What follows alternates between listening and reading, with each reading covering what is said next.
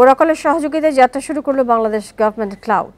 বিকেলে রাজধানীর একটি হোটেলে এর উদ্বোধন করেন প্রধানমন্ত্রীর বেসরকারি শিল্প এবং বিনিয়োগ উপদেষ্টা সালমান এফ রহমান।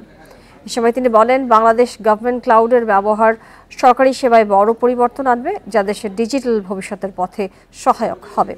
নাগরিক এবং ব্যবসায়িক প্রতিষ্ঠানগুলোর চাহিদা পূরণে সরকারি প্রতিষ্ঠানগুলোর সক্ষমতাও বাড়াবে এই ক্লাউডে। অন্যদিকে পেপারলেস কার্যক্রম বাড়ার সঙ্গে কমবে কার্বন নিঃসরণ। এই সময় আইসিটি প্রতিমন্ত্রী জুনায়েদ আহমেদ বলেন, স্মার্ট বাংলাদেশ ভিশন 2041-এ ডেটাই হবে নতুন মুদ্রা।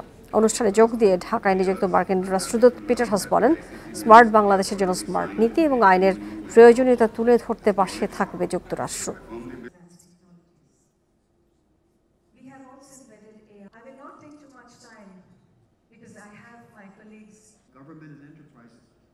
বিকাশে কম খরচে ক্যাশ আউটের লিমিট বেড়ে 50,000, প্রিয় এজেন্টও 2টা।